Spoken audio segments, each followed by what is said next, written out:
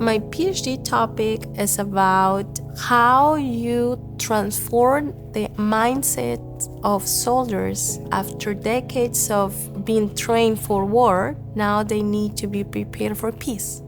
It was a window opportunity in our history because the military was open to hear civilians, outsiders of their institution, to advise them in how to prepare their people for the peace process.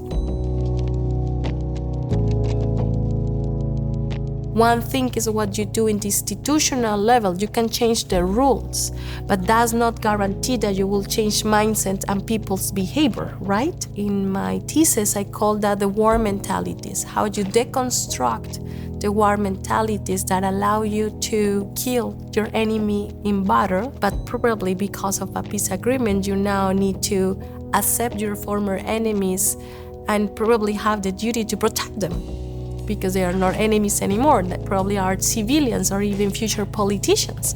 That is the case of Colombia, which is my case study. Part of what I did in my research, I'm doing actually in my research, is to even create my own methodological tools to have conversations with actors that are difficult to access and to keep their trust, so I can continue to study them, because it's not easy in any context to have a good relationship with the military and the police, to study them and probably even criticize them, right? So I think that I have something that is unique in my research, because my research is an empirical research, which implies that I encounter soldiers, I talk to them, I design instruments like a survey experiment, and I have data, results that I can show to the Minister of Defense or the security forces in itself, to kind of work in what kind of strategies we can do in terms of the education of the soldiers in context of post-peace agreement. We need to remind ourselves that soldiers are individuals, right? They are trained to execute violence. It's really hard for certain soldiers to leave aside the kind of what justify what they did in war. And when the war finishes, and when there are peace agreements or ceasefires, the feelings of where I was in the good side, in the bad side, or now I'm going to go to jail because, I violate human rights or international law.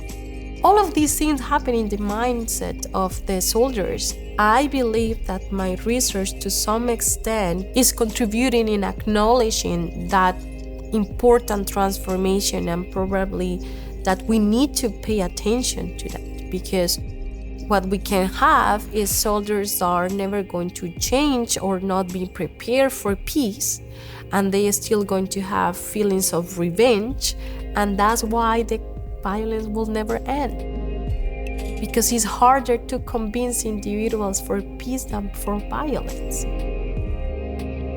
When I think in what is going on in Israel and Gaza and Ukraine, is what are we going to do with all of that soldiers? How the leaders allow them to have this justification of violence against others.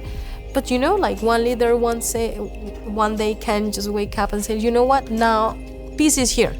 Now you change, and whatever you did in the past, now you cannot do it anymore. Not necessary because they are soldiers and they just follow the rules. This is going to happen automatically. That's not what my research is actually showing. What my research is showing is that some soldiers refuse to provide protection to them because they still consider them enemies, right? So this is not just something that is suitable for the case study of Colombia, but I will say that nowadays we can think about it. With the militarization in Europe or the narratives in the US, you can actually say that you have now political leaders that are creating an environment for violence. For me, it's a constant question, and that's why I think my research matters.